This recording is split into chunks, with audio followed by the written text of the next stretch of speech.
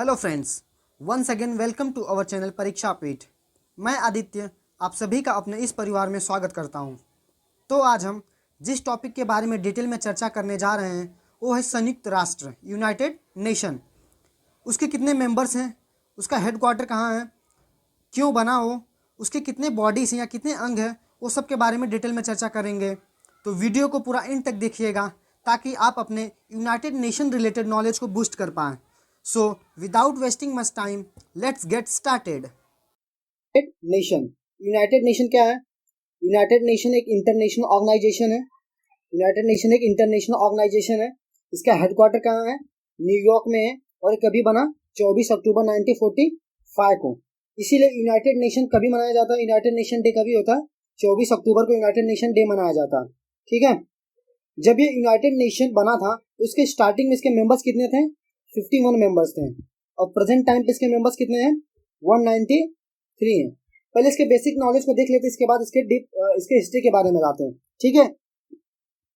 इसका latest member कौन है? इसका लेटेस्ट मेंबर दक्षिणी सूडान है, साउथ सूडान है।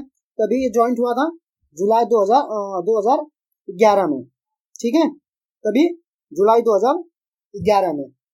यूनाइटेड नेशन की कुछ ऑफिशियल लैंग्वेजेस है, आधिकारिक भाषा है। कितने हैं? 6 आधिकारिक भाषा है। Arabic, Chinese, English, French, Russian, Spanish. लेकिन मुख्यतः 2 भाषाओं इनका कार्य ज्यादा होता है। किसमें? इंग्लिश और फ्रेंच में। इस 2 लैंग्वेजेस में इनका वर्क ज्यादा होता है। ठीक है। और यूनाइटेड नेशन के सेक्रेटरी जनरल कौन है? Antonio Guterres. कौन है? Antonio Guterres. ये ऑर्गेनाइजेशन बना तो इसके कुछ ऑब्जेक्टिव्स थे। इसके ऑब्जेक्टिव्स क्या थे? कुछ एम थे। क्या थे? जब ये बना तो इसका ऑब्जेक्टिव था इंटरनेशनल पीस एंड सिक्योरिटी को बनाए रखना, प्रोटेक्टिंग ह्यूमन राइट्स, मानवाधिकारों की रक्षा के लिए, प्रमोटिंग सस्टेनेबल डेवलपमेंट, सतत विकास को बढ़ावा देने के लिए, और अंतर्राष्ट्रीय कानून बनाए रखने के लिए। ठीक है, अंतर्राष्ट्रीय कानून को लागू करने के लिए, मानवाधिकार की रक्षा के लिए और इंटरनेशनल पीस एंड सिक्योरिटी के लिए। अब आते हैं इसके हिस्ट्री पे कि ये क्यों बना। देखिए, जब वर्ल्ड वॉर टू खत्म हुआ, after the world war two UN का एस्टैब्लिशमेंट हुआ। कभी? वर्ल्ड वॉर टू खत्म होने के बाद। किस एम से इसका एम क्या रखा गया था? जो प्रिवेंटिंग फ्यूचर वॉर्स, जो फ्यूचर में वॉर हो सके उसको रोकने के लिए, जिसके लिए 25 अप्रैल 1945 को 50 कंट्री मतलब 50 देशों द्वारा एक समिट हुआ। कहाँ पे? सैन फ्रांसिस्को में। कहाँ पे? सैन फ्रांसिस्को में। For conference and started drafting the UN charter. 50 देश मिले, एक ड्राफ्ट तैयार हुआ। उसका नाम क्या था? UN charter. क्या नाम था उसका? UN charter, which was adopted on 26 जून 1945। और ये ड्राफ्ट जब बन के तैयार हुआ तो इसको अपनाया कभी गया 26 जून 1945 को। आप बोलेंगे कि जब ये यूएन बना, मैंने अभी कुछ देर पहले बताया कि 51 मेंबर थे, लेकिन मैं अभी बोल रहा हूँ 50 मेंबर है। तो जब ये बना तो 50 मेंबर थे, लेकिन कुछ टाइम बाद पोलैंड आके इसमें जुड़ गया। कुछ टाइम बाद इसमें 51 जो कंट्री थी, पोलैंड आके साइन किया, तो इसलिए 51 मेंबर्स हैं इसमें। ठीक है। तो कभी अडॉप्ट के भी हुआ 26 जून 1945 को। और ये फोर्स में कभी आया? ये काम कब से करने लगे? 24 अक्टूबर 1945 से। ठीक है, कब से? 24 अक्टूबर 1945 से। इसलिए 24 अक्टूबर को यूनाइटेड नेशन डे मनाया जाता है। ठीक है। जैसे United Nation world war two के बाद बना, वैसे ही यूनाइटेड नेशन ही सिर्फ जब वर्ल्ड वॉर टू जब समाप्त हुआ था तो उसके बाद एक लीग ऑफ नेशन बनाया गया था। इसका प्रोसेस भी सेम इसी तरह था। यूएन का जो काम है वही लीग ऑफ नेशन का काम था। क्या काम था? ताकि इंटरनेशनल सिक्योरिटी, पीस एंड शांति बनाए रखना। अब लीग ऑफ नेशन के बारे में जानते हैं कि लीग ऑफ नेशन है क्या? League of nation establishment during world war first. कभी ये एस्टैब्लिशमेंट हुआ? वर्ल्ड वॉर फर्स्ट के बाद। To achieve peace and security. To achieve peace and security. The national was approved in 1919 with the treaty of Versailles. कभी? 1919 में। जब world war first कभी चला? 1914 से 1918 को खत्म हो गया। वर्ल्ड वॉर टू एंड हो गया तो 1919 में 1919 में एक संधि हुई, वर्साइल की संधि हुई, वर्साइल की ट्रीटी हुई, जिसके तहत लीग ऑफ नेशन का एस्टैब्लिशमेंट हुआ। ठीक है। उसके बाद लीग ऑफ नेशन बनने के बावजूद भी वर्ल्ड वॉर 2 हो गया, तो इसका कुछ अहमियत रह गया, इसका कुछ इंपॉर्टेंस नहीं रह गया। इसके रहते हुए भी इसके वर्ल्ड वॉर 2 हो गया, तो इसका कुछ इंपॉर्टेंस नहीं रहेगा। इसके लिए इसको क्या कर दिया गया, बंद कर दिया गया। क्या कर दिया गया, बंद कर दिया गया। ठीक है, तो हमने जान लिया कि यूनाइटेड नेशन क्यों बना था और लीग ऑफ नेशन क्या है इसमें। ठीक है, चलते हैं हम अपने नेक्स्ट। संयुक्त राष्ट्र के मुख्य अंग। संयुक्त राष्ट्र के 6 अंग हैं। क्या क्या, महासभा जिसे जनरल असेंबली बोला जाता है, सुरक्षा परिषद, सिक्योरिटी काउंसिल, संयुक्त राष्ट्र आर्थिक एवं सामाजिक परिषद, the economic and social council. Fourth is trusteeship council. Fifth क्या है, इंटरनेशनल कोर्ट ऑफ जस्टिस। और फिफ्थ क्या है, यूनियन सेक्रेटरिएट, संयुक्त राष्ट्र सचिवालय। अब इन सब के बारे में हम डिटेल में चर्चा करेंगे वन बाय वन। ओके, पहले हम जनरल असेंबली के बारे में जानते हैं। जनरल असेंबली का फॉर्मेशन भी 1945 में हुआ था। जब यूएन बना तो यूएन के साथ ये 6 अंग बने, तो इसलिए सबका फॉर्मेशन कभी हो जाएगा 1945 में। इसके मेंबर्स कितने हैं, जितने यूनाइटेड नेशन के मेंबर्स हैं उतने ही जनरल असेंबली के मेंबर्स हैं, 193। जरूरी नहीं कि उस 6 पार्ट्स हैं, जो 6 अंग है, 6 में मेंबर्स बराबर नहीं है। किसी में 15 है तो किसी में 54 है तो किसी में कितने हैं, लेकिन जनरल असेंबली में कितने हैं, 193 मेंबर्स हैं। ठीक है, लोकेटेड इन न्यूयॉर्क। कहाँ पे है, यूएसए में। कहाँ पे, यूएसए में। तो ये कभी बना, 1945 में। इसके मेंबर्स कितने हैं, 193। और ये कहाँ पे लोकेटेड है, न्यूयॉर्क में। ठीक है, जनरल असेंबली है क्या,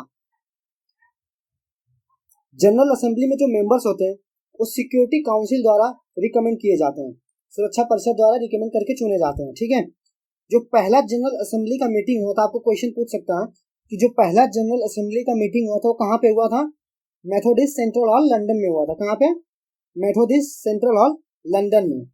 ठीक है, जो जनरल असेंबली है इसका काम क्या है, इसका काम है, मेन काम है इसका डेलिब्रेट करना, पॉलिसी मेकिंग करना, पॉलिसी को बनाना, and representative organ of the UN को रिप्रेजेंट करता है जनरल असेंबली द्वारा। ठीक है, और इसका जो जनरली मीटिंग कब से चालू होता है, सितंबर से चालू होता है।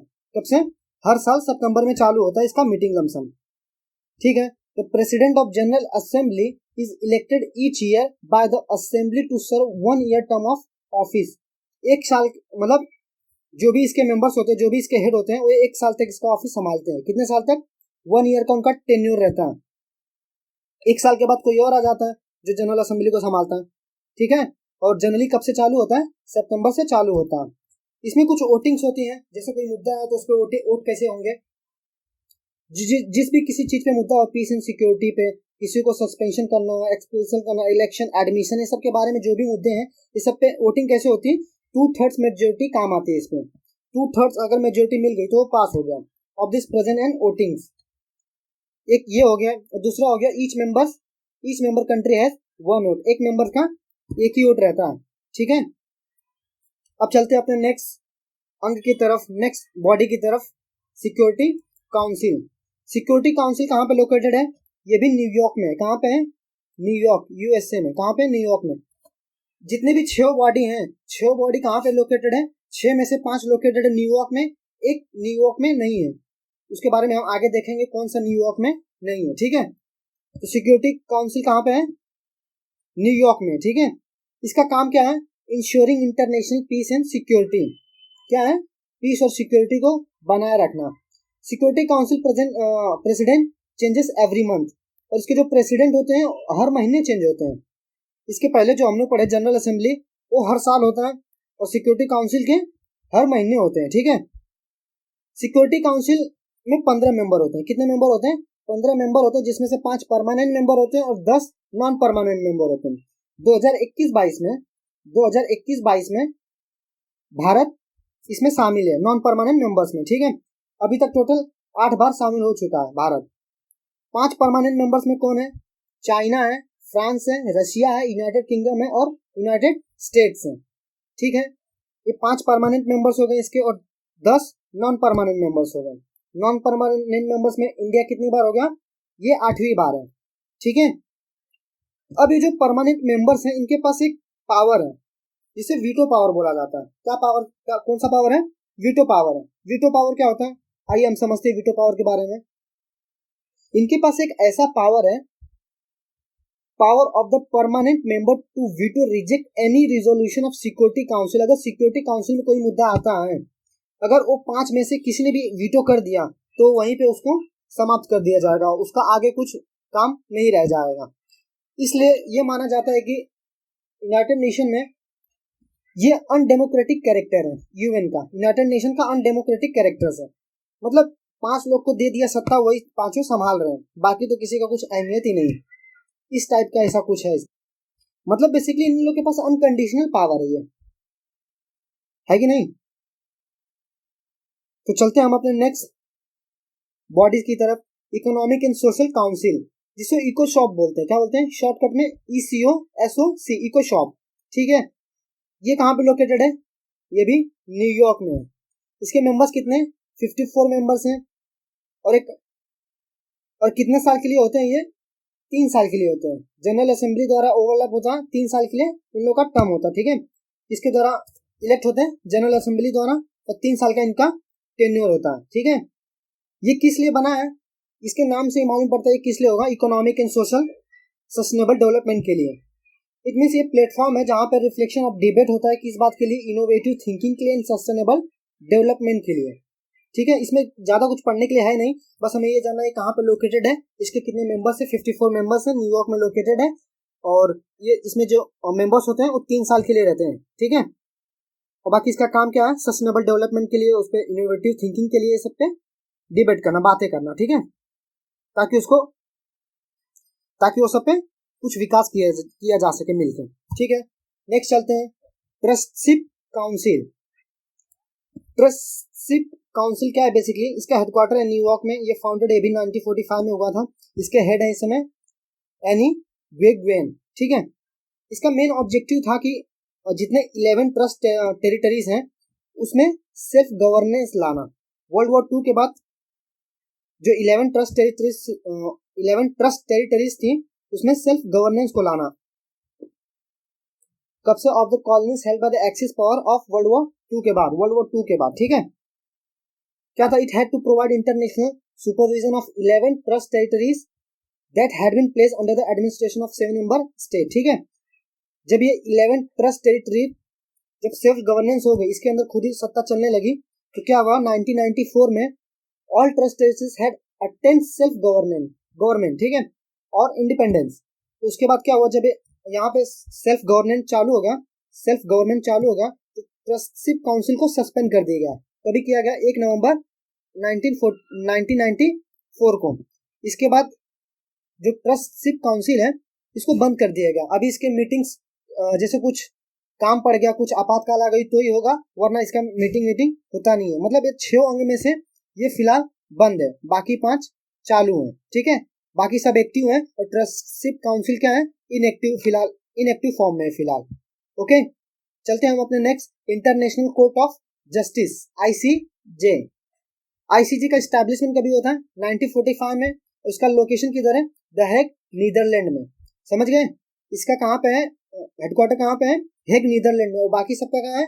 न्यूयॉर्क में। ठीक है, ICJ का काम क्या है? To settle dispute between state in accordance with international law and give advisory opinion on international legal issue. ये डिस्प्यूट को, जैसे 2 कंट्री के बीच डिस्प्यूट है तो उसको सॉल्व करता है international law and gives advisories. International जो भी मुद्दे होते हैं इस पे ICJ वर्क करता है। ICJ क्या है? एक सक्सीजर है। क्या है? Successor of permanent court of international justice, PCIJ। जब 1920 में लीग ऑफ नेशन बना था, हमने पहले डिस्कस किया था लीग ऑफ नेशन क्या है। सेम यूएन की तरह वर्क करता था league of nation. World war first के बाद बना था। जब लीग ऑफ नेशन बना था तो उस समय बना था PCIJ, permanent court of international justice. जब ये सब डिसॉल्व हो गया तो इसके जगह पे ही ICJ आया, इंटरनेशनल कोर्ट ऑफ जस्टिस। ठीक है, ICJ में टोटल 15 जज होते हैं जो जनरल असेंबली और सिक्योरिटी काउंसिल द्वारा चुने जाते हैं, जिनका टेन्योर कितना रहता है? 9 साल के लिए रहता है। ठीक है, कितने साल के लिए रहता है? 9 साल के लिए रहता है। इसमें भारत के कौन है? भारत के दलवीर भंडारिया जी हैं। कौन है? दलवीर भंडारिया जी हैं। इनको इनको महासभा से, जनरल असेंबली से 193% में से 193 मेंबर्स होते हैं उसमें से कितना वोट मिला था? 183 वोट मिला था। ठीक है। और जो सिक्योरिटी काउंसिल 15 मेंबर्स हैं उसमें 15 के 15 वोट किसको मिले थे? दलवीर भंडारिया जी को मिले थे। ठीक है। तो ये इस समय जितने 15 जजेस हैं उसमें से एक दलवीर भंडारिया भी है जो भारत के हैं। ठीक है। इसके जो ऑफिशियल वर्किंग लैंग्वेज है वो क्या है? इंग्लिश और फ्रेंच है। किसमें? 2 भाषाओं में इन लोग काम करते हैं, इंग्लिश और फ्रेंच में। जो भी इनका दस्तावेज होता है उसमें मुख्यतः 2 लैंग्वेज होता है, इंग्लिश और फ्रेंच। ठीक है। कितने साल का टेन्योर होता है इनका? 9 साल का टेन्योर होता है और जनरल असेंबली और सिक्योरिटी काउंसिल द्वारा चुने जाते हैं। नेक्स्ट चलते हैं हम सेक्रेटरीट पे। सचिवालय, ये क्या है? सचिवालय। सचिवालय क्या करता है? मुख्यतः सब कुछ देख रेख का काम कौन करता है? सचिवालय करता है। Secretariat comprises the security general, secretary general and tens of thousands of international UN staff members। इसमें कितने लोग काम करते हैं? एक सेक्रेटरी जनरल करता है और thousands of मतलब हजारों में यूएन स्टाफ मेंबर्स यहाँ पे वर्क करते हैं सचिवालय में। जैसे हमारे यहाँ सचिवालय है दिल्ली में, वहाँ पे सारे मेंबर्स विधायक विधायक संसद काम करते हैं, वैसे है यहाँ पे जो सचिवालय है यहाँ पे सिक्योरिटी जनरल जो इसके हेड है और प्लस हजारों में यहाँ पे मेंबर्स, स्टाफ मेंबर्स काम करते हैं। ठीक है। Security general is a chief administrative officer. इसके हेड कौन रहते हैं? सेक्रेटरी जनरल रहते हैं, appointed by the general assembly on recommendation of security council. जो सेक्रेटरी जनरल है कैसे इलेक्ट होते हैं? जनरल असेंबली द्वारा और किसके रिकमेंडेशन पे? सिक्योरिटी काउंसिल के रिकमेंडेशन पे 5 सालों के लिए। कितने सालों के लिए? 5 सालों के लिए। और रिन्यूएबल टर्म रहता है, मतलब जैसे एक बार बन गया तो ये दोबारा भी फिर वही बन सकते हैं। ठीक है। फिलहाल में सेक्रेटरी जनरल कौन है? एंटोनियो गुटेरस है। ये है एंटोनियो गुटेरस। कौन है ये? Antonio Guterres. कभी 1 जनवरी 2017 में ये बने थे, ये फिर से एक बार बने हैं जनवरी 2022 में। ये फिर से पदवी संभालेंगे और 31 दिसंबर 2026 तक ये फिर रहेंगे। ठीक है। इनका कार्यकाल 2 बार हो गया, 5 सालों के लिए एक कार्यकाल रहता है। ठीक है। तो हमारा यहाँ पे यूनाइटेड नेशन रिलेटेड जितने भी नॉलेज थे यहाँ पे खत्म होते हैं। तब आपको मिलेंगे हम नेक्स्ट सेशन में ऐसे ही किसी रोमांचक वीडियो में, जिसमें हम जितने भी इंटरनेशनल ऑर्गेनाइजेशन है उसके हेडक्वार्टर्स, उसके मेंबर्स के बारे में बात करेंगे, उसके हेड कौन है उसके बारे में डिस्कस करेंगे। ठीक है। तो चलते हैं। Thank you for watching this video. Thanks.